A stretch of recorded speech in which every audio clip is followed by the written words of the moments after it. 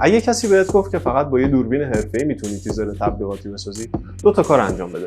اول، این ویدیو رو براش بفرست. دوم، بازم این ویدیو رو براش بفرست. اینترو.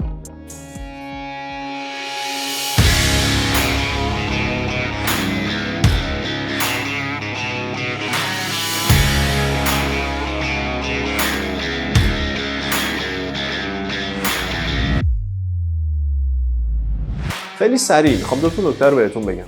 زمانی که شما برای ساختن تیزر با موبایل در یوتیوب و یا هر جای دیگه سرچ میزنید، بالای 90% از ویدیوهایی که براتون میاره از آیفون استفاده کرد و اون 10% مابقی هم از اندرویدهای استفاده کردن که پرچم دارن. حالا من میخوام ببینم با یه موبایل ساده تر هم میشه یه تیزر خوب ساخت یا نه. بنابراین از شیائومی استفاده کردم، مدل می 8 لایت با دوربین 12 مگاپیکسل. بریم با هم نتیجه رو ببینیم.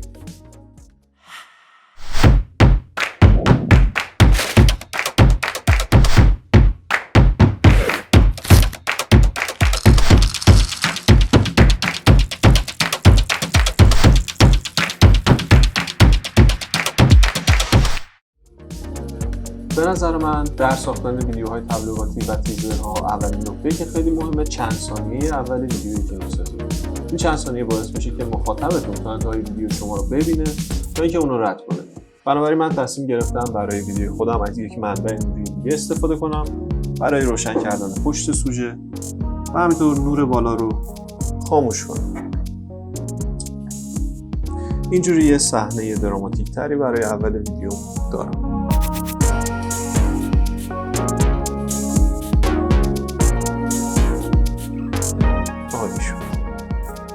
ببینید دوستان، هدف ما اینه که با استفاده از کمترین ابزار امکانات و این موبایل در سطح متوسط ببینیم میشه یه تیزر استاندارد ساخت یا نه. بنابراین من به جای استفاده کردن از پایه موبایل، از یه صندلی و چند تا دفتر استفاده میکنم برای اینکه موبایلم رو ثابت نگه دارم. و همینطور برای سکانس چرخش جعبه کورنفلکس ته جعبه رو سوراخ کردم و از یه میله برای چرخوندنش کمک میگیرم. کاری که میخوایم برای این سکانس انجام بدیم اینه که جعبه رو اول از کنار بندازیم و تو سکانس بعدیش جعبه رو از روبرو به سمت دوربین میندازیم به صورتی که محتوای داخل جعبه به سمت دوربین پرت بشه. اینجوری باعث میشه که یک هماهنگی بین سکانس ها داشته باشیم. من از همکارم کمک خواستم که بیاد به من کمک کنه و جعبه رو بندازه.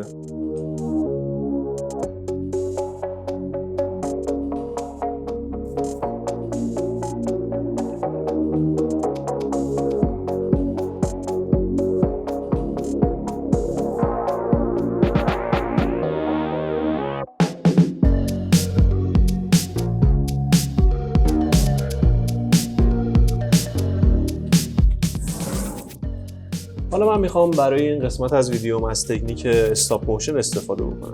برای این کار از صندلی و میله برای نگه داشتن موبایلم کمک گرفتم.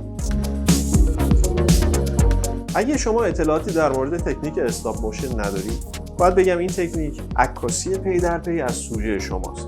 اما باید دقت کنید که در هر عکس تغییرات کوچیکی رو اعمال کنید. در نهایت همه عکس‌ها به ترتیب در کنار هم قرار میگیرن و بخشی از ویدیوی شما رو میسازن.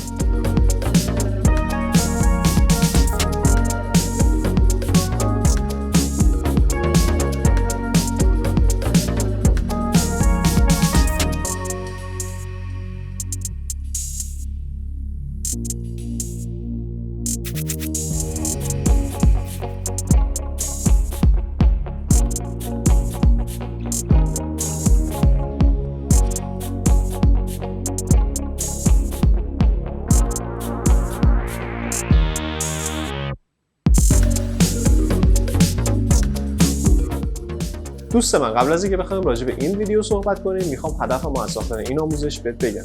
خیلی هستن که معتقدن که فقط با فکر و ایده خوب و با استفاده از کمترین ابزار و تجهیزات هم میشه یه ویدیو ساخت. حالا من میخوام این موضوع رو با هم دیگه توی یک اشل دیگه بررسی بکنیم. فرض کن که ما 3 گروه آدم داریم. گروه اول برای صبحونه یه تخم مرغ نیمرو میکنه، گروه دوم برای صبحونه یه تخم مرغ نیمرو میکنه، بیکن سرخ میکنه، کره مربا، عسل، سبزیجات و گروه سوم هم برای صبحونه هیچی نمیخوره. که در واقع اینجا گروه بازنده ما همین گروه سومه، چون که هیچ تلاشی نکرده. اما در مورد گروه 1 و 2 هر دوی اون صبحونه رو خوردن، ولی این کجا و آن کجا؟ میخوام اینو بهت بگم که با استفاده از کمترین تجهیزات هم میشه یه ویدیو ساخت و در واقع همون یه نیمرو رو خوند. اما نباید انتظار ویدیویی رو داشته باشیم که با تجهیزات حرفه‌ای‌تری نسبت به تجهیزات ما ساخته میشه که اینجا اون ویدیوی حرفه‌ای‌تر همون صبحونه مفصل است. باید واقع بین باشیم و سعی کنیم که بازوهای لازم برای ساختن یه ویدیو حرفه‌ای رو فراهم بکنیم و یادمون باشه که جزء گروه بازنده نباشیم. یادتون باشه که حتما نظرتون رو بهم بگید. فعلا